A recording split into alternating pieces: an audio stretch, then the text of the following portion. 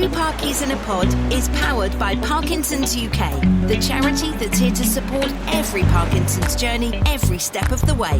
Wherever you're from, whatever you need, visit parkinsons.org.uk for more information. Hi there, a very warm welcome to episode 58 of Two Parkies in a Pod, the podcast for people with Parkinson's, by people with Parkinson's. I'm Dave, he's Kieran. Together we've had the dreaded lurgy for 28 years. Keep saying it. It's true. That's How you doing, Kieran? I'm all right, thanks. I know, you keep saying it because it's true. It's true, and it keeps going up and up. I don't know if you've noticed. Never seems to go down, does it? No, it's ridiculous. No. Ridiculous. How you doing, Dave? You all right?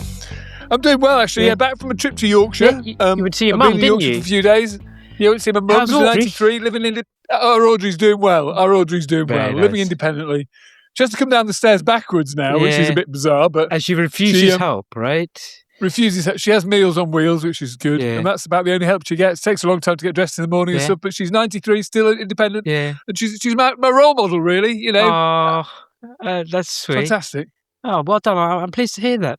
It's a bit wet and windy up north, right? Very windy. Yeah, it's horrible weather. Rain for every day I was there. So. Yeah. But it was rainy down here as well, wasn't it, in London? It's been pretty grim down here, all round, actually, I think. Yes. What else has been going on for you, Dave, apart from travelling across the country? I hear, a little birdie tells me, you've been appearing in a few videos, old and new. Do you want to tell us about this stuff, Dave? Yeah. Tell us about your home videos, firstly. It sounds like quite a sweet story. My mother-in-law passed away last year, and we found all her old video cassettes. Yeah. So we had them transferred onto digital. And it's like a little, time warp there, a little treasure trove of videos. What era are we talking about here? Well, 23 years ago, when Harry, my firstborn, was a day old, we've got video of that. So well before your Parkinson's diagnosis, right? Yeah, I was kneeling on the floor. I was rolling around with the little son at the time, and it was quite emotional watching, actually, how I've changed over the years. Because I've got a Ring doorbell, and my Ring alerted me the other day, and it was me that had gone out to put the bins out. Did you watch it back? This little old man, I did. This little old man was shuffling down the pavement. So who's that? Quite contrast, right? Back and face looking a bit miserable when I came back in and stuff. My face set in stone, and I thought, that's me. Yeah. I mean, part of that is just getting old, right? Personally, that'd be 23 years ago sometime, right? But was there any clues you saw in Dave 23 years ago that you think, oh God, maybe that was the first signs of Parkinson's or not? Nothing back then. No, Nothing back then. I was a bit heavier. Bit heavier than I am now. You were a bit porky back then, weren't you? A bit porky, yeah. To be fair, I'm a bit porky right now. I don't want to tell you this, Kieran, but my brother was watching a video of us the other day, and he said, Kieran's put on a bit of weight, hasn't he? It is true. Only I can say that to you. Well, I put on 2 stone. 2 stone? I don't know why I'm saying it like I'm proud of it, to be honest with you, but I can't help it. Is my conclusion. It's the whole drugs and DBS thing. It's just making me eat more. So I'm having to fight to sort of maintain my weight. I've definitely gone up a division. I'm probably like light heavyweight. You've gone from Nassim Hamid to Mike Tyson. Yeah, exactly. But more fat than muscle, unfortunately. But it's part of the course, in my case anyway, and for a lot of people with DBS. I think the stat is half of people put on weight after. But it's noticeable, right? I can see it myself. I can see it in my face, and I can see it in all over when I look at photos and videos of me. And I would like to lose a bit of weight, but I'm all right with it. The reason for it is because you're moving so much before you're burning calories. Is that it? Yeah, I mean, more than that. Yeah, there were days that I was doing 30,000 steps a day. At least that's what my watch was registering. Without moving, without sort of going out much, because it was interpreting my dyskinesia in my legs as walking. So you imagine that as a workout every day, and imagine that just suddenly stopping. Also, I think partly seasonal, the weather, not going out so much probably doesn't help. So it's a combination of factors, but I think I can get back into shape a little bit over the next few months. I think you can, yeah. I'll make sure you do. Thank you very much, yeah. I'll help you get back. I can't have 2 Clarkies taking the Michael out of me. Oh. I'm all right with it. I'll take that for what DBS has given me, let's say. But what you've got to look out for is health problems because of the extra weight, isn't it? Yeah. So I'm the profile of person that might be destined for diabetes specifically. Yeah. Let's see. I'm going for some blood tests next week, so hopefully I'll get the all clear. And let's see. You've got a story to tell me about Oyster Jim, haven't you, Dave? Who is Jim? Or who is Oyster Jim? What's the story? Come on, I want to hear it. Well, I was thinking about some people looking at videos and thinking the grass is always greener, Instagram and stuff, everyone puts on a positive life. Even Parkies put on a positive life, don't they? Yeah. And I went to Vancouver Island a few years ago, and a beautiful part of the world, temperate rainforest, driving along in the car when I was driving then through the forest. And this sign says, Oyster Gym, fresh oysters. I love a fresh oyster. Dopamine they've got as well. Dopamine. Have they? Yeah. Oh, I didn't know that. So I stopped at Oyster Gym, knocked on his door, beautiful house in the forest. Yeah. And Oyster Jim came to the door. I said, hello, how you doing? I said, like some of your fresh oysters, please. Yeah. He said, certainly. Come out the back, and I'll show you my oysters. So we went out the back, and he had his house backed onto the ocean. Incredible, pine forest, then down to the ocean. And he got his wellies on, wade out into the oyster beds. He had at the bottom of his garden and in the sea. Picked out some oysters, size of dinner plates, massive oysters. Blimey. And I bought a dozen oysters from him. Yeah. Took them home, ate them, absolutely delicious, felt fantastic after them. So I thought I'd go back the next day. So I went back to Oyster Gym the next day. And Oyster Gym, hey Dave, how you doing? Good to see you. Same again? I said, yeah, please. So went out the oyster beds again. He got me a dozen oysters. It cost just a few dollars. It's fantastic. Had them again, a dozen oysters with the family. Beautiful. Well, I thought I'd go back and see him one more time. So I went back to see him the final time. I said, Oyster Gym, can I have another dozen oysters, please? So he said, Dave, roll your trousers up. We'll gather them together from the oyster bed. Nice. So weighed out in the oyster beds and picking my favourite oysters, looking back at his house, thinking, this is amazing. That's a nice life to oysters have. at the bottom of his garden. Yeah. So I said, Oyster Jim, I said, I'm going back to London tomorrow. Yeah. I said, I've got to say, I'm really envious of your life. Yeah. And he said, Dave, I've got to tell you, I'm sick to the back teeth of oysters. I'm selling up and moving to the city. And the moral of the story is, I guess, the grass is always greener, right? Yeah. I looked him up online, and now he has Oyster Jim's wedding. He does weddings. Right. He does weddings in a place called Uclueler. Does he run some sort of AI software company now? He doesn't sell oysters anymore because he's sick to the back teeth of them. Yeah. You've had a bit of a wee problem recently, haven't you? An accident. Talk about it. Go on. Well, we were playing tennis a couple of weeks ago, and we went for a coffee afterwards, and I was drinking a lot of liquid, and it was really cold. And this coffee shop that we stopped off in is about a 10-minute walk from my house, and you walk with me about half the way, and then I thought I'd be all right. So I reached home, and I could feel it coming. So I was sort of scrambling to get my keys out, but I've got two keys that look identical, and any other person would label them, but no, not me. So I managed to eventually fumble with the keys with my Parky hands. I was going off at the same time. It was all perfect storm. Cold weather, going off. Exactly. Trying for a pee. It's a lethal combination. Exactly. Anyway, managed to get in, and I was wearing shorts because we were playing tennis, and then no zips and belts involved, fortunately.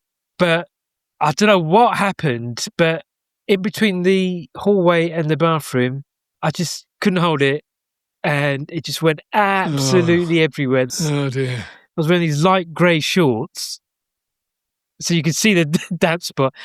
And also then it started dripping down into my socks and shoes. Oh, it no. was gross. No. And then it just went on and on. Once you start, you can't stop, can you? No, I couldn't. Once it starts. Yeah, I think there was a point in my life that I could have stopped, but not anymore. But the thing is, it's the urgency that's really getting me now, right? Because I was fine when I left you. Didn't even feel the need to go for a week. It happens in an instant, doesn't it? Instant. You suddenly need a pee. Instant, yeah. You can't hold it. Can't hold it. As the years go on, I'm finding it more and more of a struggle. It is what it is. And I've had all the other checks to make sure it's not something else, more importantly, right? But it's a Parky-related thing, definitely in my case. Yeah, I was just a bit embarrassed about it, and I was a bit annoyed that I made such a mess. Even though by yourself, yeah. Because I was thinking, Helen's what's she gonna think? Like, I know. And I texted her, and I just said to her something like, words if I just weed myself. She's like, don't worry about it. It happens. Just put it in the washing machine. I went for the longest shower ever afterwards. Yeah. I don't know why I went after those sorts of episodes. You feel like you want to have a proper deep clean, don't you?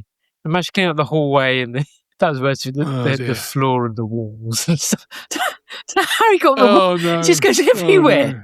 Don't know How do you get the wall? I don't know.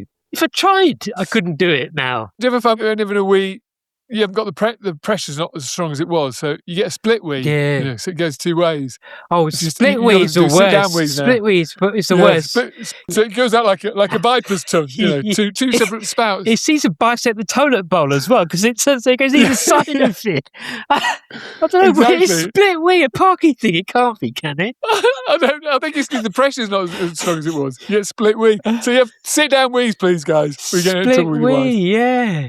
Yeah, the bathroom's getting messier and messier, unfortunately. But again, another thing you've just got to accept sometimes. We had Professor Jane Alty on last episode. Went down really well, and I mentioned wheeze and poos to her when we're off air. Yeah, and she said we can do an episode on that. So she'll do that for us. Yeah. She implied. I think we'd agree that it's worth an episode by itself, right?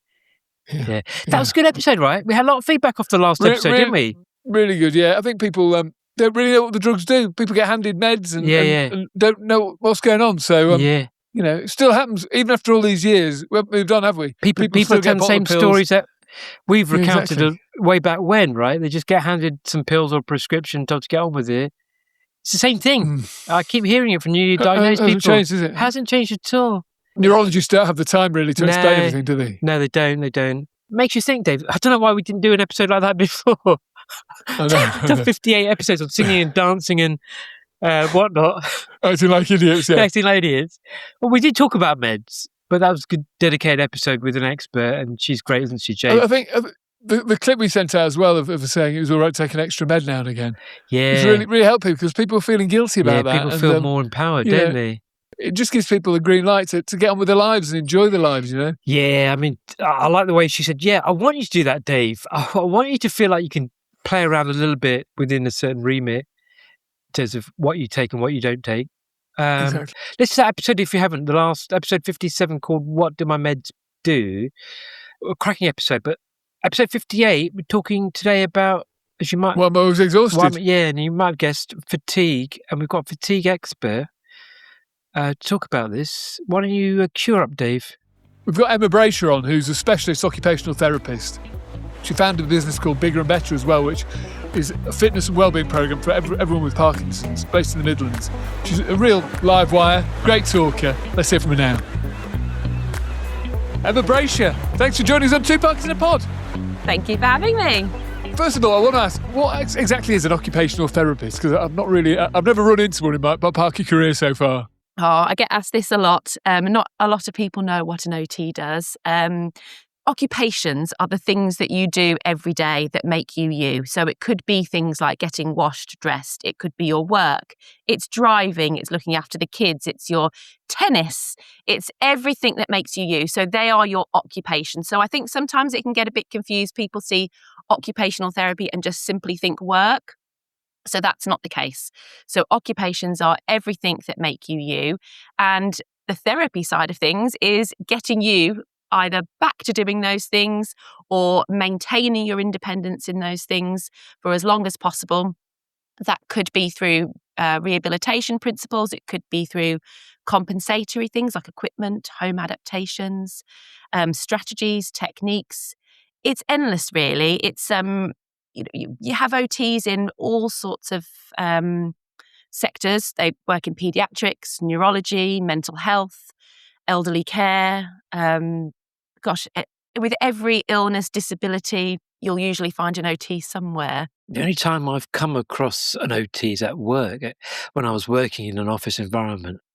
And they came around and sort of just recommended what the best seating position and chair was. I think a lot of people's interaction with an OT probably just stops there, but it sounds like in a Parkinson's context, at least, you can provide a lot more. Yeah. And you do certainly get OTs in the workplace, particularly getting people back into work after injury or illness, or, as you say, kind of like the ergonomic reviews. They might not always be OTs. They might sometimes be occupational health practitioners. So sometimes the two get mixed up. But yes, in the Parkinson's world, we are there to give you the best quality of life possible, to keep you doing the things you love and to find ways of making things easier for you when things become difficult because of particular symptoms that you might experience. What are those common problems we have in daily life then? Oh, you tell me. No, so obviously, you've got the motor symptoms, the movement, the slow movement, small movement, tremor, which can be fatigue, definitely one of them. And all the non-motor things, sleep disturbance, anxiety, low mood, fatigue. Well, I think probably most of your listeners know there are a whole host of symptoms, unfortunately. Not everybody will experience them all, and everyone will have different severities and experience them at different times. So as an OT specialising in Parkinson's, you really need to have that understanding that not everybody is going to be the same. And There's you need no to one treat size people, fits all, right? No, treat people very individually. I feel like we mislead somewhat when we reel off all these symptoms because, like you said, not everybody's going to get these symptoms, and there are degrees of impact, right, for each of these symptoms. If you're newly diagnosed, for example, when people talk about dementia or whatever it is, whether it's motor or non-motor symptoms, it doesn't mean you're going to get it. Unfortunately, Parkinson's is not black and white like that. If it was, your job would be easy, right, Emma?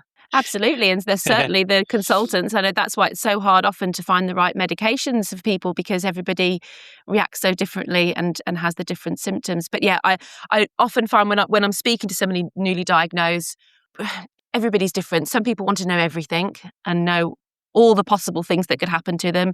Other people just want to go, right, I just want to deal with what's happening now and let's leave it at that. So you've got to gauge what they want. I think she's just summed up me and you, Dave, quite exactly. succinctly. You want to know everything, I don't want to know anything. Well, exactly. Yeah. I think some people probably need to know a little bit more than they want to know. So if I kind of get that feeling, I'll kind of just maybe push them a little bit to kind of educate them a little bit more. But obviously be guided by them as to what they want to know now, and just know that if in the future things change, I'm here and I can advise as and when. We've called this episode "Why Am I So Tired?" It's fatigue, isn't it? Fatigue is this number one symptom for Parkinson's in the hit list of horrible things, I think.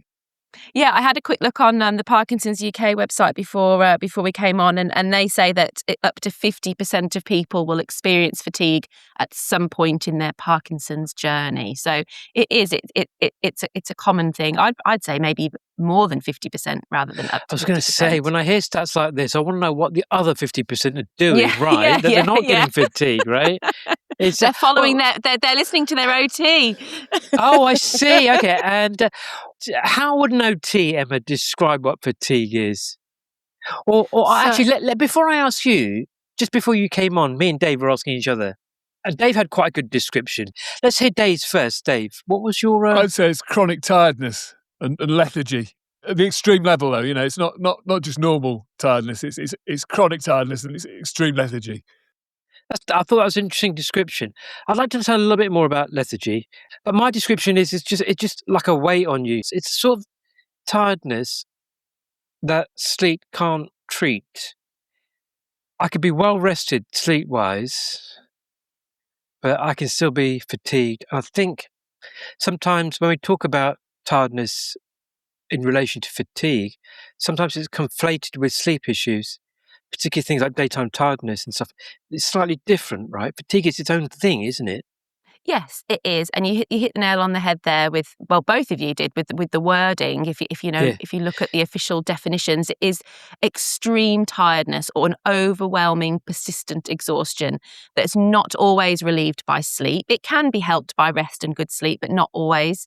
And it can be mental or physical. So, you're feeling that feeling weighed down. Some people might describe, you're going about your day-to-day things, and it just feels like you're wading through mud. Like everything is just so much effort. So it can be physical, but also mental. It can be a real slog to think about what you're doing. Particularly if you're still working or you've got lots going on. Trying to mentally process things with fatigue is really hard. So it's not just that physical thing. And you say it's not just tiredness. Everybody experiences tiredness at some point. If you've had a bad sleep, a late night, busy day. 9 times out of 10, they'll go to bed that night, have a good sleep and wake up feeling great. So with chronic fatigue or Parkinson's fatigue, that's not always the case, unfortunately. So as you say, you could have a great night's sleep, although, sleep is a huge problem for a lot of people with Parkinson's as well. But you could have a good sleep and still feel that fatigue. Part of the reason I don't talk about fatigue so much with my non-Parky friends is when I do describe it as tiredness, it's probably my fault as well. I should probably try and change the language that I'm using here. But I'll say, oh God, I'm so tired. And they'll say, yeah, I'm really tired as well. I had a really long day at work or had a really late night. And I'm like, Aren't we all? yeah, exactly. Mm. I'm kind of rolling my eyes thinking, oh God, should I try to explain this or not? It's not the same, is it? And I think that probably adds to the frustration of people with Parkinson's when they have this suffering from fatigue because they feel like the outside world doesn't really understand. Yeah, it's that lack of understanding. And that's one of my tips, that I give to people is educate family and friends as much as possible. Tell them about your fatigue, let them read up on it. The more they know, the more they'll understand. And if they can read it from an official source, they might have a bit of a better understanding as well. I think it's really important. And that's not just with fatigue, that's all your Parkinson's symptoms, particularly those, invisible symptoms that might not be, so obvious to everybody else. Education is so important. If people don't know, they don't know, So, it's not something that a lot of people will know about unless they've been living with a long-term condition that has fatigue. So education really, really important. Same goes with if you're still working, educating your employers that there are some days where you just can't fight through that fatigue. It's just too much. We had a TV producer on who said his employer had given him a little bed where he can go just curl up for half an hour and get a power nap and then come back again, which was great, Yeah, brilliant. Yeah. Brilliant. The main reason I had to retire from work was because of fatigue. Not because of any of my motor symptoms, but purely fatigue. And I think you just reminded me when you were describing physical and mental fatigue, it's both sides, isn't it? The mental fatigue, I just couldn't, it was just so exhausting, like just holding my thoughts together in my mind and multitasking and everything just used to tire me out mentally and physically. And I could make it through the day, but then I'll be dead at the end. And I thought, this is no good. It's a silent symptom that can be quite devastating. And the fact that I had to retire because of it and not because of my tremor, let's say, I found quite stark. And yet people understand the tremor, don't really understand the fatigue. It's the least treated and least researched area of Parkinson's, and yet it's the most impactful. I think it was the same for me, many. Kuhn, I think it was the same for me because I was doing the darts and travelling around the country and I'd be worn out and I'd nothing left for the family. So, I'd be awful at home, I'd be sleeping a lot and miserable and I was putting all my effort and all my juice into work and I couldn't have time for my family, which was wrong, it got the wrong way around. So after 10 years of presenting with Parkinson's, I thought, this is enough, 10 years is a long time to carry on. But I was proud of the 10 years, but, equally I was proud that I had the ability to give it up. You were saying just before we came on air, Emma, your husband's a fan of the darts and remembers Dave in his heyday. Maybe Dave, can you say hi to my Dave and say, keep up? He's trying to get his what do you need? 180. He's doing his 180s. Has he got any 180s? I don't think he has. But I hear all sorts coming from the garage, all sorts of swear words and screams and So we should clarify the dartboard is in the garage, right? It's the dartboard and it's all his lights and his hockey. He's got a fantastic setup. I love that. Everyone needs an hockey and a dartboard. Yeah, perfect. Go on, Dave. Say hi to is it Dave Bracher? It's Dave, yeah. Yeah. Dave, I hope you get that 180 very soon. Brilliant. But on a serious note, love that. Work was that's where it kind of exhibited most, and that's where it impacted me most. But even just having conversations with people, friends, and family, even the simplest tasks can be quite exhausting, right? And quite fatiguing. Is fatiguing a word? I'm not sure. What language should we use? What's the language? Well, whatever works for you. Whatever works for us, okay. Yeah, fatigue. Yeah. If things are fatiguing, you can find things fatiguing. And if you think about what Parkinson's is doing to your brain, what's going on in your brain, it's not surprising that you're fatigued. Your brain is having to work extra hard for all sorts of things. So if you could break down all of the Parkinson's symptoms and they can all be contributing to your fatigue. That can sound quite depressing. And, I don't mean, it explains why you feel the fatigue, I think. Actually, I think it can be quite comforting to know as well, to know from a professional. These things aren't your fault, right? Yeah, it's not you. It's not us, you being it's not lazy. Laziness. No, exactly. No. Exactly. So I think it is important to understand that there is some logic to this. There's definitely some logic. What can we do to try and sort it out then? Is there any magic tricks you've got for us? Well, at the age-old thing, things works for some people and not for others. But I think the big thing we already talked about is educating family and friends so they know about your fatigue. I would say don't fight with your fatigue. Don't push through fatigue. Fatigue will always win if you fight it, I think is a way to think about it. You kind of want to manage it, live with it, work with it, whatever term you want to use, but try not to fight it. If you plow on through, you will end up feeling more fatigued and it will have a knock-on effect for later in the day after. So you've kind of got to listen to your body. I try and advise people to rest before they feel they need it. So you'll know what tasks, what activities might make your fatigue worse. So make sure you have a nice little rest before you do those. Don't work for hours and hours if you know that you're going to be exhausted after it. Have little breaks. There's a nice quote that I was doing a talk for our Bigger and Better lot last year on fatigue, and one of the quotes that came up, and I really like this one: if you don't schedule a break, your body will take one for you, and it probably won't be at a convenient time. Right. And I think that's really good to know. I might steal that one.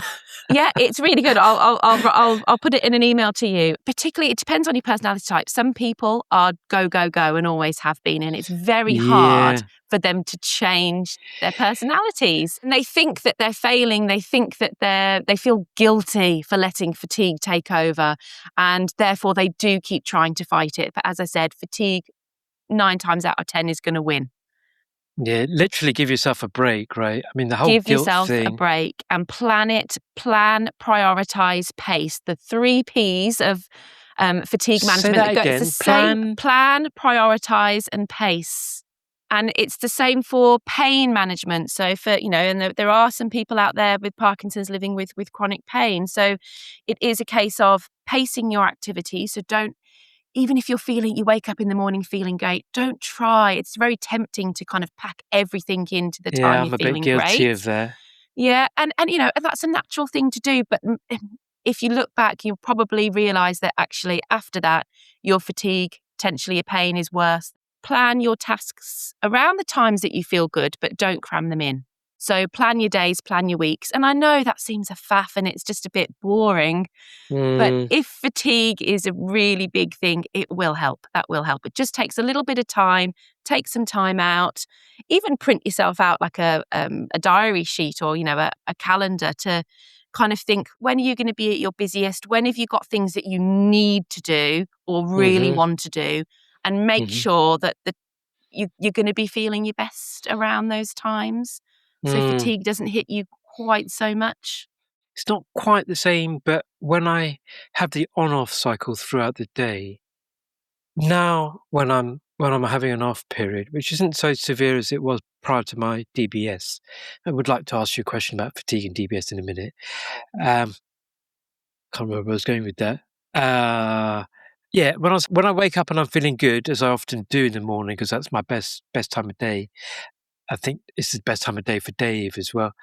You can get into this habit of thinking, right, it's going to be like this for the rest of the day. I'm going to do X, Y, and Z. Yeah, I need to kind of constantly remind myself in about 2 or 3 hours' time, I'm not going to feel this great. So what I do, I plan my day, not so much weeks, but I plan my day in the blocks of time when I know I'm going to be feeling relatively on. What I'll do in my off periods is I'll just write it off. I'll sit there, I'll watch a movie or watch something on YouTube or do something that's not task orientated at all. Just let my mind go and just not feel guilty about that. Whereas before, for a long time, and I still feel it now, I feel guilty. I feel like, God, I should be making use of this time. What should I be doing here? I'm just sitting here doing nothing. Sitting there and doing nothing has some value, right? Of course it is. It's your management. So you're doing the right thing. You're not fighting it. You're working with it. And, particularly, on and off times. And fatigue is related to those on-off periods as well.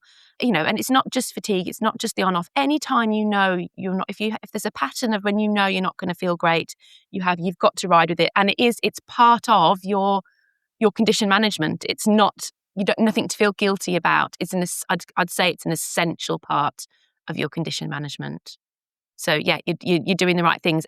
But as you said, sometimes it takes you a while to get into that mindset and adjust, because you don't want to give in and you don't want to let it take over. But by having that attitude isn't going to change the symptom. So you've got to better manage it. Good advice. I try and do 2 or 3 things a day. I have 2 or 3 things that I want to achieve every day. And if I manage that, that's good. If I don't, then I know I'm struggling. But, if I have 2 or 3 things in the diary, or a game of tennis, or, cooking a meal or whatever, it just makes a difference. Gives you a sense of purpose, stops you feeling sorry for yourself, and keeps the lethargy at bay a bit. Yeah, I think that's great. And I think, keeping a positive attitude, I know easier said than done for some people. It's a huge, huge help. And I've worked with hundreds and hundreds of people with Parkinson's over the years. And the ones that have that positive, I'm going to take control as much as I can, that kind of attitude, do so much better than the ones that let it kind of take over them. And I know it's easier said than done. And I don't have Parkinson's. I don't know what it's like to live with Parkinson's. So sometimes I'm telling people all these things and I feel a bit of a fraud sometimes, because I'm like, I'm telling you all these things, but I don't know how it is. Well, you have some knowledge of Parkinson's, right? We should have asked you at the beginning. Tell us your route to becoming an OT and how Parkinson's became quite personal to you at one point, right? Yeah. So I became an OT. Gosh, when did I qualify? 2003. And then in 2007, I went over to Australia and worked in a large private hospital over there that was a specialist centre for movement disorders and DBS. So got a lot of Parkinson's experience over there. Absolutely loved working with people with Parkinson's. Do you know, I haven't met a person with Parkinson's that I don't like. Let me introduce you to Dave Clark. You beat me too. I was just going to say, meet Kieran. I could see it in your mind, Dave. You're going for it. I thought, let me be quick here. No, seriously, from a therapy point of view, I find it an absolutely fascinating condition to work with. Although obviously it's classed as a degenerative condition, there are so many things that you can do to improve people's function and quality of life. So yeah, I found it absolutely fascinating and was involved in developing their Parkinson's therapy programs. They did a lot of DBS surgery at the place I worked. So we were involved in the kind of pre-DBS, pre-op assessments, post-op assessments, and kind of getting people back up and running after DBS. As an OT? Yes, yeah. I'm a bit jealous. I didn't have an OT involved in my so we had full MDT, so physio, speech and language, OT, dietitians a lot of the time. Yeah, wow. yeah. The full Would you describe OT as a kind of like a physio, but crossing over? Yeah. So I'll tell you what. So when I was in college, I was umming and ahhing whether to go and do physio or psychology, and I couldn't quite decide which route I wanted to go down. And I went to a careers afternoon and there was an occupational therapist there. I'd never heard of occupational therapy, spoke to them and I was like, oh my gosh, that's pretty much the two combined. You've got the physical aspect, the psychological aspect. It's rehabbing people for life, and that's what I really loved. I like that. And that you don't really have to put yourself in a box as an OT, I find. If it's something that someone wants to do and achieve, that's OT. So we do a lot of similar things to physio. Is there any competition between the two disciplines by any chance? Oh gosh, yeah. I've been qualified 22 years now. I would say when I first qualified, there was definitely a little bit of a rivalry, particularly working on the hospital wards, and a little bit of, oh, you can't do that because you're an OT, you can't do that because you're a physio. Nowadays, not so much. I think MDT or multidisciplinary working is so much better now. And I'd say the majority of teams that I come across now work really well together. They respect each other's boundaries and professions, but also do a lot of joint working and a lot of crossover. So I would say maybe people aren't holding their profession as preciously as they used to. Good. You are fewer in number than physios, though, right? Yeah, Am I right? I think so. Yeah. We'll come back at the end as to how you can get referred to physio. But I interrupted your story about your personal connection with Parkinson's. Oh, yeah. So ended up moving back from Australia, and then a couple of years later, my dad got diagnosed with Parkinson's. So that was a bit of a shock. He'd had an essential tremor from his kind of late teens. He was an artist and, obviously the essential tremor was quite bothersome. So he'd been on medication for that for years and years and years. But then he started to notice a change in his tremor. It was different to kind of like that essential tremor that he'd had. And I think it became a resting tremor then? Became a resting tremor. Yeah. And like a different... What do you call the opposite of a resting tremor, just out of interest? It's an intention tremor is usually, intention, right. or an action tremor. So the essential tremor usually is, like, say, for instance, you go to pick up a cup of tea and you tremor. Whereas obviously we know with the Parkinson's tremor, it's more of a resting. You can get the active, the tremor in, especially as things progress. But resting is the more common, right? Which I think is difficult for non-Parkies to understand that. I could be sitting here and tremoring. Well, I'm just faking this right now because I'm not actually tremoring. But when I hold it, it's like that, literally. Yeah. Well, you're activating. So I often tell to people when they're trying to manage tremor, because often, you'll know this yourself, medications don't necessarily do much for tremor. But by activating the muscles in that limb, you can reduce the tremor. So, for instance, this was one of my dad's things. When he was at the supermarket packing his shopping bag, he'd be holding the shopping bag and the shopping bag would be rattling all over the place and he'd be trying to put the things in. And he was a right-sided tremor. So I was like, just swap hands. So he would hold the bag in his other side and use the tremor hand to put the shopping in. And because he was activating, he didn't tremor. Simple. So sometimes, it's not always as simple as that, but sometimes if you get that arm moving, and a lot of people will sit there and clench or do something under the table to try and, reduce that tremor. But that's a tremor tip. Is that a tremor tip from your dad that you're using now with other patients? Yeah, I'd say so. I like that. Something I probably work, because I did I'm a LSVT big certified clinician. So, so some of that was covered. So just explain in the training. LSVT for those that aren't familiar. So LSVT is actually, it's Lee Silverman voice treatment, but shortened to LSVT. And it originally started as a speech program, but they then developed the LSVT Big, which is the physical program. So getting people, so the LSVT Loud is getting people speaking louder and more clearly. So combating that small, quiet voice. The LSVT Big is combating the small, slow movement that can come with Parkinson's. It is fascinating, and I've used the principles of that for a lot of my practice. Thinking big, hence the name Bigger and Better. Bigger and Better. What is it? It says improve the quality of life for people with Parkinson's is the basic thing, isn't it? What is Bigger and Better then? Yes. So we started off, when my dad got diagnosed, obviously I knew how important exercise was for people with Parkinson's. He'd always been fairly active. He used to play squash and whatnot, but hadn't really done much in the few years prior to getting diagnosed. And in our area, there was really nothing much for active people with Parkinson's. There were a few seated, gentle exercise classes, which he was just not interested in going to at all. I'd done a lot of LSVT stuff or based stuff over in Australia, knew the principles, went on and did my training, went and did my PD Warrior training as well.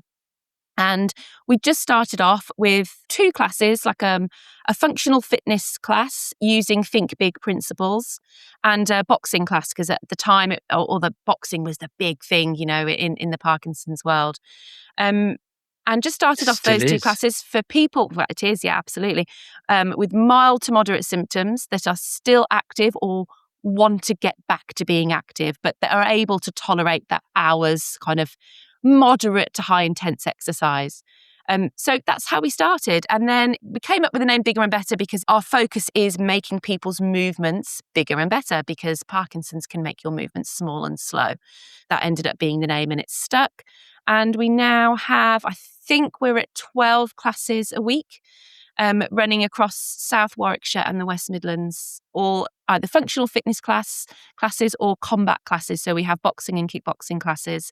And we also work with some Pilates and yoga instructors. They're not Parkinson's specific classes, but we support them for our Parkinson's and for our members that attend those classes. So yeah, it started off as a little side hustle. Something that, we just thought, let's just get my dad active, and it's become a huge part of my OT role. And we also offer therapy support as part of it as well. And the Parkinson's MOT as well. Parkinson's MOT, yeah. So essentially an OT assessment, but really focusing on Parkinson's, your symptoms, what you can be doing. So we often offer a Parkinson's MOT service to all our members and people that aren't part of us. as well, and just want to sit down with someone for a good hour. It's hard. When you go and see a consultant, your Parkinson's nurses, they give you as much time as they can, but it's not always a lot. So to have someone that you can sit down with for as long as you want, really, and talk through your symptoms and what's going to work for you, get an action plan and have someone to review it with you, I think it can be really, really helpful. Does your dad come to the classes? So up until last year, he was doing 2 to 3 classes a week. Wow. Unfortunately, he's been plagued with arthritis in his ankles, his lower back, and now potentially we think his hip. So he's had last year was a shocking year for him from a pain perspective. He has been going to some of those seated classes, and he's actually realised that they were not actually that bad. They're not as bad as he thought they were going to be. Is it a pride thing almost? It's a pride thing. And he was like, it's just going to be full of old people. And jokingly said, but Dad, you're one of the old people now too. So we joke about as much as we possibly can. And he's got a really good sense of humour. But yeah, he gets fed up. And, living with pain is horrible. And then living with pain on top of Parkinson's, it's just not fun. So yeah, he's not as mobile as he wants to be. And yeah, we hope, if we can get his pain under control a bit more, get him back to some of the classes. So we'll see how we go. But he's still our mascot. You were in the field already before your dad was diagnosed, but it's made it personal, presumably, for you, right? Yeah, and I think it does give me a bit of a better understanding. I can see how my dad deals with things. I can see how it affects my mum. So again, I think another thing that can often be overlooked and ignored is how the Parkinson's impacts your family and friends. Yes, you're living with the Parkinson's, but it has a huge impact on those that are living around you as well. So really important to make sure that they know where to get support, they know where to get advice, that they can ask questions and they can help you manage your Parkinson's as best as they possibly can. But they can only do that if they know about it and then they know how your symptoms make you feel. My OT a while ago, I was amazed at this. She gave me an eye examination. Oh, okay, yeah. See, OTs can do everything. See how you can, yeah. So, do you want to just explain that? They won't necessarily be looking at the physiology of the eye. It will be your functional eyesight, and it would just be a screen. So it wouldn't be something that they would necessarily treat. They would refer you on to a clinical behavioural ophthalmologist, but it would be screening your visual field. So making sure, how you can. She probably had 2 fingers behind your head and brought them forwards. And there's a pen involved. I remember. Yes. Yeah. So she'd see your tracking to see if you have a smooth tracking with your eyes. The visual screen's really common post-stroke. So having a finger coming from behind and saying when you can see it in your peripheral vision. So keep looking ahead. So some people post-stroke will lose some of their visual field. So that finger might be coming all the way forward and they're not seeing it. So very common in stroke assessment for an OT to do a visual screen, but that's just to pick up if there are any problems, and then they would refer on to the appropriate person. Dave mentioned lethargy. Can't pronounce that either. Lethargy or apathy. Apathy is the common Parkinson's word. Is it the same thing? I don't know if lethargy and apathy are the same. I would say lethargy is the extreme fatigue, whereas apathy is more of a lack of motivation, a feeling of indifference, different fatigue, but they often can come alongside each other. So people with apathy might, for want of a better word, feel that they just can't be bothered, or it will come across as they can't be bothered. But it's the lack of dopamine impairing your motivation and your drive. So it is actually what's going on chemically in your brain with that lack of dopamine that is causing you to feel like that. So again, it's not you, it's the Parkinson's. It's the lack of dopamine that's causing that apathy. And that, again, is different to depression. So with depression, you can have apathy, but you will also have feelings of low mood, kind of hopelessness, sadness, that kind of thing. Whereas apathy, you might not have those feelings of sadness, etc. It's more of that kind of, just the thought of doing things. Or another way of describing it is not being able to generate ideas and a plan. You might have once been a very creative person and you feel that creativity just isn't there anymore. That's part of the apathy, because you're just not generating those motivational ideas or those creative ideas anymore. Yeah, these things overlap, don't they? And often they come do, together. they do. Which It's is really what's the hard to difficult. separate. Yeah, really hard to separate. Yeah. Now, by taking your Parkinson's medications or having your medications tweaked, that can help with apathy because obviously you're boosting your dopamine levels, can also help with fatigue. So Yeah. really So there's no important. specific medication for things like apathy or fatigue, right? No. It's a No. case of, so But it's one of those boosting your dopamine levodopa. levels. Yeah. Anything that boosts your dopamine levels or helps your brain better use the dopamine that it has. So exercise is very important in doing that as well. Hard to do when you're feeling fatigued and if you've got apathy. So you really want a cheerleader behind you, or someone with a whip telling you, forcing you to do those things and getting you going, because it is hard to motivate yourself if you've got apathy and fatigue. And we know that eating well, exercising well, getting fresh air, all those things will help you feel better, but really hard to do when you're feeling fatigued. And do you hear that, Dave? We need a good whipping, apparently.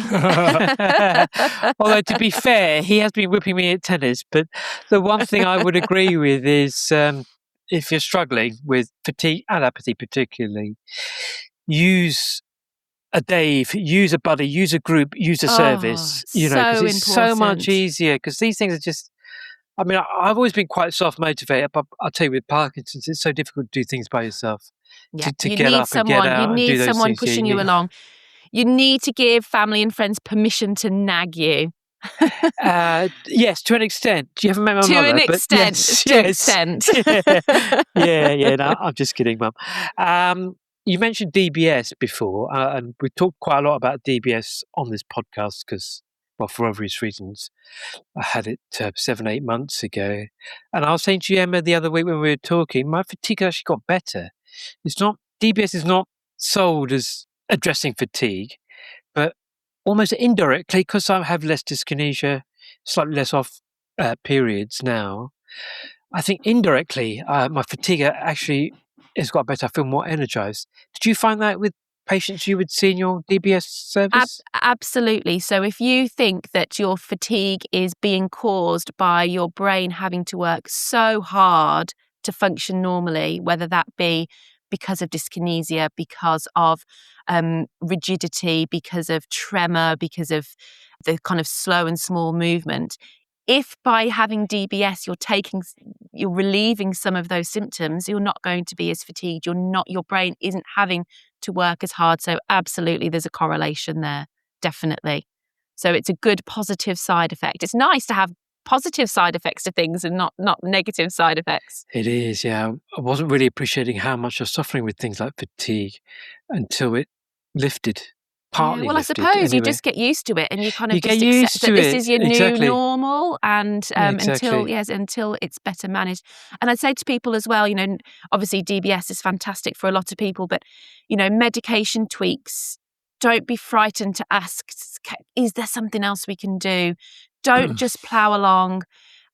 If fatigue starts to become an issue, or apathy starts to become any symptom, all of a sudden starts to become an issue, try and get a review. And I know that's not always easy, but try and get in with your Parkinson's nurse if you can't get in with your consultant. Get your medications reviewed, see if they can tweak them. The other really important thing, and it's one of the things I've made a note of, is for any symptom, it's not always going to be your Parkinson's. Don't put everything down to Parkinson's. I hear it a lot. People will go to their GP and say, I've got this new problem, this problem. They'll say, oh, it's your Parkinson's. And then that's it. And it's kind of just accepted that that's your Parkinson's and that's how it's going to be. There could be all sorts of other things going on. Hopefully nothing nasty, but trust your gut. If you think this isn't right, it could just be something simple as a vitamin deficiency. So vitamin D, really common for people with Parkinson's to be deficient in. Particularly if you are from an Asian background. Okay, yeah, absolutely. Yeah. So I know there's a big drive at the moment to get people screened and get people on supplements. So that can cause fatigue, mental and physical. It can also increase your risk of osteoporosis. So really key, really important to get your vitamin D levels checked. Vitamin B12 as well. The same. Thyroid problems, diabetes, Parkinson's unfortunately doesn't make you immune to other things. So all those things can cause fatigue. So get checked. Just get checked. Ask for the blood tests. Rule out other things before just putting it down to your Parkinson's. The way I put it is, it's not an exclusive relationship we have with Parkinson's. Unfortunately, we are liable to other illnesses and Yep, and age-related changes.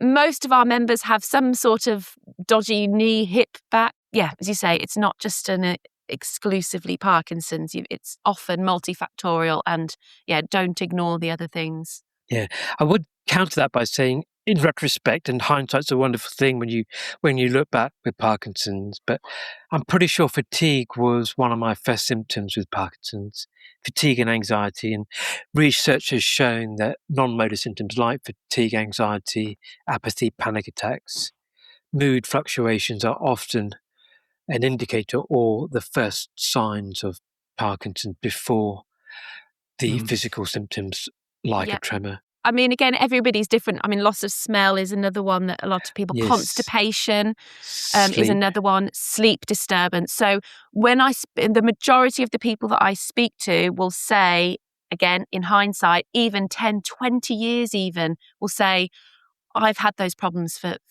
a long, long time. And we don't know. It could, there are some things that won't be related, but as you say, a lot of the research is pointing towards those changes are starting years and years and years before something happens for you to go and seek that diagnosis. And I think that the statistic is at diagnosis, you'll have lost 70 to 80% of your dopamine. So just think how long it's taken you to get to that stage. It could have been 10, 20, 30 years. And I think there's a lot of work going into kind of screening people. I think it's tricky because at the moment, obviously, we haven't got anything to not yet to stop or slow down. Hopefully, at some point soon. Hopefully, yeah. And by maybe screening people and getting them early, that might help with that process. So, I think there are a fair few research studies going on. So, with or without Parkinson's, I think they're asking for people. Yeah.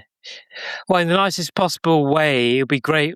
The point at which you become unemployed, Emma, we don't need your services, but absolutely, yeah, no, I know. I'm already thinking, what will I be able to do? I'll find something. I'd much rather be out of work. Emma, what about hydration and diet and things like this? How important is it from your perspective? Really important. If you think that what you take in, so the water and the food that you take in, is your body's energy source, that's where it gets its energy from. So it needs to be optimal. So good cue to drink your glass of water there. Hydration. He doesn't do that often enough, Emma. No, I keep telling him off. Nor do I. I don't practice what I preach. Yeah. It's terrible. You need to keep hydrated. It will help with many of your symptoms. Think of it as energy. Think of it as fuel, petrol, drink.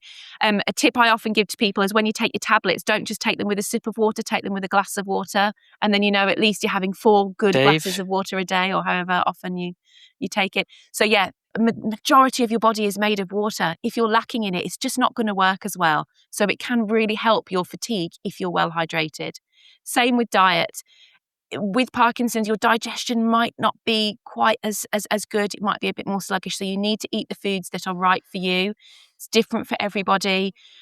Don't eat the foods that make you feel sluggish. That's obviously going to make you feel more fatigued. So easily digestible foods, probably little and often. There's lots out there about Parkinson's and diet now. So really important. Alcohol is the other thing. I'll never, ever tell anybody to cut alcohol out. I'd lose a lot of members if I told them that. But everything in moderation.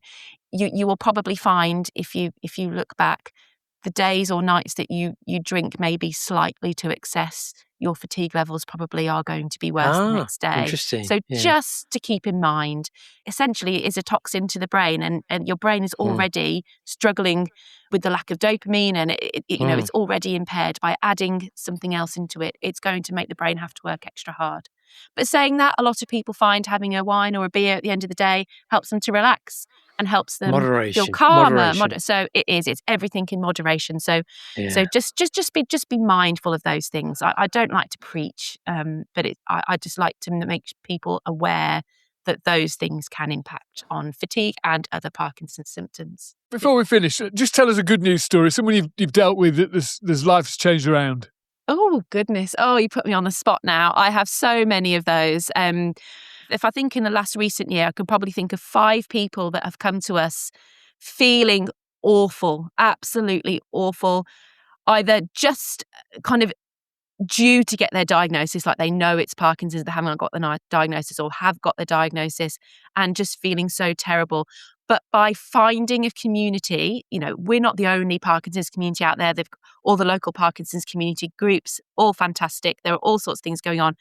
But by speaking to other people, seeing the difference after maybe 2 or 3 months of coming to class, having coffee afterwards, socializing, just seeing them walk in, they look like different people. And honestly, it is so amazing to see the smiles, the movements different, their demeanor's different. And it's because, yes, they probably started on medication, so that's going to have a big difference.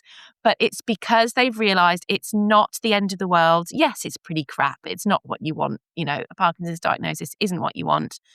But they've realised they're looking around and they're seeing all these people around them living well with Parkinson's, and they know that they can do it too. And that's what keeps me really motivated to keep going and expand. And, it's not just me. It's not just me making that happen. There's all sorts of factors, but it's just so lovely to see that it doesn't have to be all downhill. We've got one of our guys is going on a 6-week cruise around Southeast Asia. We've got someone about to go on pretty much a backpacking, a glorified backpacking trip around South America. We've got some people doing amazing things. How far progressed are these people in their Parkinson's? Oh, they're all different. One's 6 years, one's 4 years, one's really newly diagnosed. We've got people coming to us that have been diagnosed for over 20 years. Wow. On a good day, they might not even look like they've got Parkinson's to the untrained eye. Wow. Saying that, we've got people that are relatively newly diagnosed that are having, bothersome symptoms. So it just shows everybody's different. We do say, because people often ask, what am I going to be like in 5 years' time? And it's an impossible question to answer. It's impossible to tell. It's impossible to tell. But I love the fact that we have got so many case studies, if you wish, of people living well with Parkinson's and just getting on with things. How can we become a case study ourselves and get in touch with an occupational therapist? So services, as with everything, differ across the region and, around the UK. So you can ask your Parkinson's nurse or consultant to refer you. I'd say the majority. So this would be on the NHS in the UK. NHS. Yeah. I'd like to say the majority of NHS trusts will have a specialist neurological therapy team. Not all will. Some places have a specialist Parkinson's team, which is amazing, and which I would love to see throughout. But so this is the multidisciplinary team working together. Multidisciplinary team. Really, on diagnosis, you want to be being referred to your neurophysio, your neuro-OT, potentially a speech therapist, dietitian. Even if you're not experiencing a lot of problems, just going in armed with the information is really important. So obviously NHS, first port of call, if you can access those services, and ask your Parkinson's nurse or consultant. You can also get referred to a general, a kind of equipment and adaptations, non-neuro-OT for equipment adaptations. And that's normally through social services. And you can normally self-refer. So you could just go online and type in occupational therapy services in whatever area you're going to, and you should be able to self-refer or get your GP to refer you. Now, obviously, services, some places have lots of long waiting lists. Some services might not be specialist in Parkinson's, so you might want to go down the private route.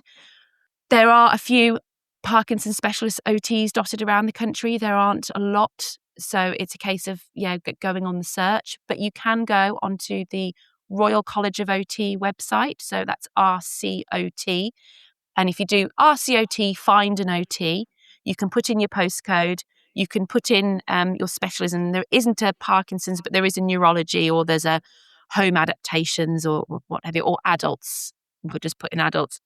And it will come up with all the private OTs in your area, and it has a little bit of a synopsis about them, so you can kind of pick which one you think might be worth getting in contact with. Presumably, if you're in the Warwickshire area, your friendly face would pop up when you search. Is that right? Yes, yeah, I'll be on there. So Warwickshire in the West Midlands. So I work privately. I don't do any NHS work now. I work only privately.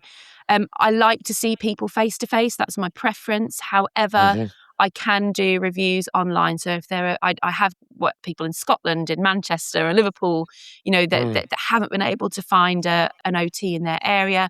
And we've done an online MOT as such. It works fine. It's okay. It's not my preference, but we can still do a lot of good from an education point of view and helping people with their kind of action plan. And Bigger and Better, how do you get involved with that? So you can Google us. So we're Bigger and Better for Parkinson's. We've got a website. So if you're in Warwickshire or the West Midlands, you can go on, have a look where our classes are, give us a call or an email. We do a screening assessment for everybody joining. So that's just done over the phone, just to check your mobility and your balance, really, your safety, just to make sure you're safe and suitable. We'll get you along to come and do a trial class. And if you like it, and if we feel the class is safe and suitable for you, you jump on and that's it. You're part of the team. Can Dave and I come for a trial class? Absolutely. Yeah. Definitely. You Sounds like fun, right? can. What do you reckon, Dave? Next time we're up there, we'll Sounds quick. Yeah, definitely. Look at the timetable and see what works. In fact, I'll do a little bit of a plug. We haven't actually gone officially live with this, but in April, part of World Parkinson's Awareness Month, we're getting our members to take their daily dose of exercise. So we're encouraging people, as you wouldn't skip your medication, make sure you take your daily dose of exercise. That doesn't have to be an intensive 1 hour class. It could be a walk, a stretch, a balance session, an exercise snack. That's a good buzzword going around at the moment. And then at the end of the month, on the 26th of April, we're running a Parkinson's exercise-a-thon. So it's a full day of Parkinson's friendly exercise sessions. We're encouraging people to get sponsored. So we're raising money for our classes that aren't subsidised and for buying equipment, etc., and hopefully running a few new programmes. We'll also be raising money for our local Parkinson's UK branches and getting people with Parkinson's, their family and friends, to try and do as much as they can throughout the day. And so it should just be a fun day, chance for people to try some things that they wouldn't necessarily try. Got dance, kickboxing, football, netball, so all sorts of things. So I want to see Dave playing netball. That's my goal. I will make a donation if I see Dave playing netball. Well, if you're free on the 26th of April, you are welcome to come along and join in. Excellent. Goal attack. I would imagine it'd be quite handy, Dave, with your height advantage. Yeah, right? The height will help, definitely. We'll leave links for all this stuff in the show notes. So if you want to get in touch with Emma and the team, feel free to reach out, particularly if you're in that part of the world. How's your dad doing now, if I can ask? From a Parkinson's perspective, not that bad. He's 11 years diagnosed, but he thinks he's probably had it for about 15 years now. So his tremor is probably his main problem. His sleep isn't great, but at the moment it's the arthritis. It's the old age bit that's bothering him most, I'd say. And that's on top of the Parkinson's. He still likes a beer, glass of wine, likes to go to the pub with his mates. Sounds familiar. Yeah. He's fine. He is 77. Make sure you give him a big hug from us when you see him. Yeah, please do pass him our best wishes. And I'm getting to listen to this because I think if he's not already proud of what you're doing in the Parkinson's community, after listening to this, I'm sure he will be. So. Oh, no. It's super. Well done. Cheers. Thank you very much, Emma. Pleasure. Thank you for having me on. It's been great. Wow, what a great advert for OTs, right, Dave? She's great, isn't she? A real force for good, isn't she, Emma? Some very good tips there as well. Very good tips, yeah. Don't fight your fatigue was the one that sort of stood out to me. That whole theme about, rest before you need it. Try and plan your rest periods. Don't feel guilty. There's no shame in feeling tired and fatigued, right? I like that quote. If you don't have a break, your body will take a break for you, at an inconvenient time normally. You said fatigue will always win, which is interesting. It's hard work having Parkinson's, isn't it, Dave? Yeah, there's a lot of rubbish goes on, isn't there? In fact, a clip that you sent out a while ago. Which one? Really appealed to me. I think we can play it in a minute, but it's when you list every symptom of Parkinson's. I watched it. I thought this is really good. So have a listen to it. This is what you said. Stiffness, slow movement, problems with walking, balance, falls, spatial awareness, body temperature and frequent urination, muscle contractions, cramping, involuntary movement, freezing, dizziness, vertigo, small handwriting, slow typing, constipation, low blood pressure, sexual dysfunction, drooling, swallowing, nausea, loss of facial expression, pain, skin disorders, slow speech, quiet voice, stutter or stammer, problems with concentration, memory, finding the right words, decision-making, executive function and multitasking, apathy, depression, anxiety, panic attacks, low mood, psychosis, compulsive, impulsive behavior, fatigue, daytime sleepiness, insomnia, acting out dreams, restless leg syndrome, vivid dreams, nightmares, dry eyes, double or blurred vision, and loss of smell. No, Parkinson's, it's not just a tremor. It makes you think, doesn't it? There's so much going on. Yeah, I mean, exactly. You delivered that beautifully. Thanks. I was watching a clip of your mate, colleague, Chris Kamara the other day. Chris Kamara, really nice guy, right? Lovely guy. Talking about really his speech problems. Yeah. I think he's retired now, isn't he? From broadcasting, isn't he? He's still doing a bit of stuff, but he's not on Soccer Saturday anymore. No. Right, okay. He was a commentator and a pundit, Right. But he can't do that anymore. But he's still busy. He still does TV adverts, still does personal appearances, all that sort of stuff. He's a real top man. He is, yeah. And the thing that made me think that he's got a speech impediment, right? I can't remember the name of the condition that he's got. No. But he has got this one thing that just stops him from doing what would have been his sort of day job and, impacts his life. And I was thinking, I feel really sorry for the guy. And he seems like a really nice guy, but he's got one thing. We've got like 40 plus things going on in our Parkinson's life, right? I know, it's pretty rubbish, isn't it? Yeah, I mean, if any of these... When Go on. When you put it so clearly as you did then, you realise how bad it is. I've got a friend who's just recently done a PIP form. And I won't say who it was, but she's it's really had a massive impact on her because it makes you think about all the problems you've got. Yeah. She had to write 4 or 5 pages, reel it all off. Yeah, so it's awful. And then you've got the thing of PIP police. Are you going to get your PIP back and stuff? Yeah. So she's had it for a while, and the reassessing her, which is very, very stressful, very cruel. Yeah. Unfortunately, for the PIP process, you've just got to put it all down, and I can imagine what impact that has on people. Horrible. Yeah, it's not nice. It's not nice. You feel guilty for taking it in the first place sometimes.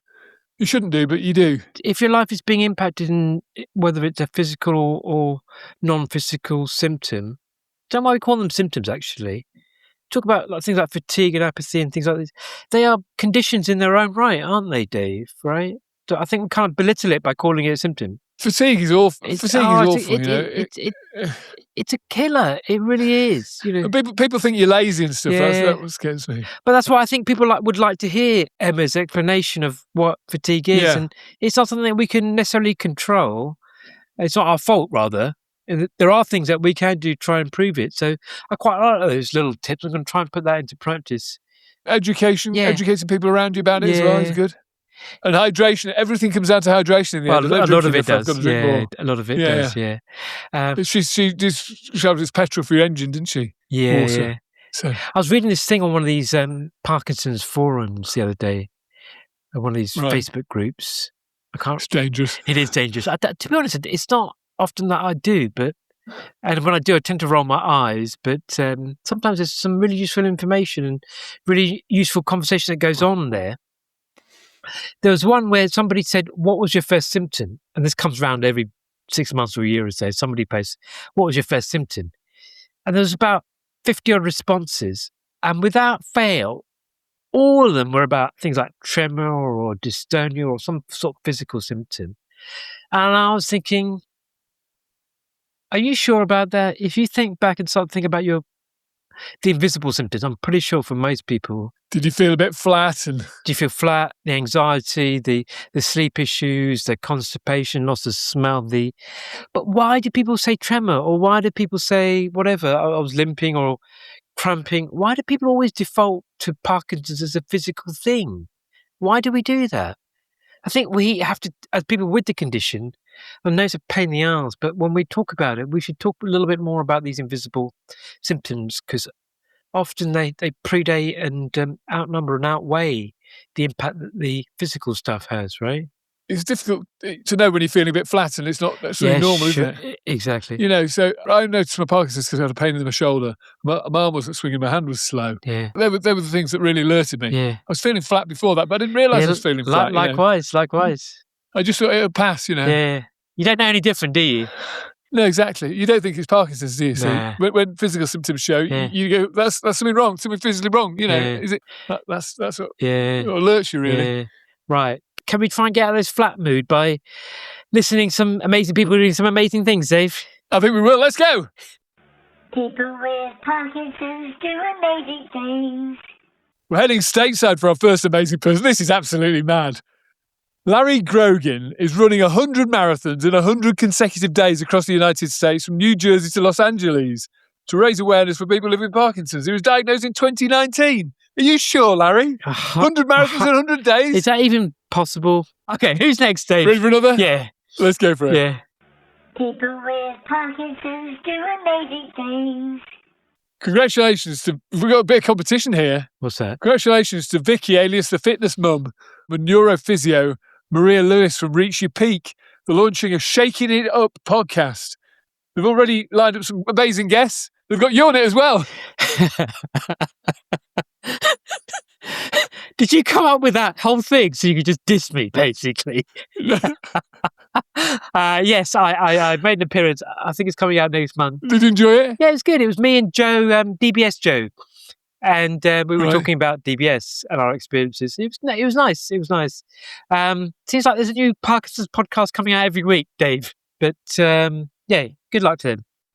People with Parkinson's do amazing things. Now to a skateboarding parky. Philip Brown is attempting 10 different tricks on his skateboard to raise funds for Parkinson's UK. He's doing this amazing feat at his local skate park in Warrington. He says it helps his balance, but he's not that good on a skateboard. Oh, God. He says. I can't imagine that. I can't do anything like that. I've never been able to do skateboard, roller skating, ice skating. Could you do any of that I stuff? used to love skateboard. Really? I was quite a good skateboarder back in the day. Really? Yeah. Do half pipes and everything. Yeah. I love it. I love skateboard. I don't think I'd go... You did what? I'd do a half pipe. What the hell's a half pipe? You know, it's like a big... semicircle thing. U-shaped bend that you can go up and down. Yeah. I'd like to see a video of that. I wonder if my mother-in-law's got a video of that. I think you were quite young in those days, right? Maybe some Sydney reel. No. Yeah. Some black and white Charlie Chaplin video. I might be in the back of a Charlie Chaplin film, isn't it? Laurel and Hardy. Yeah. Right.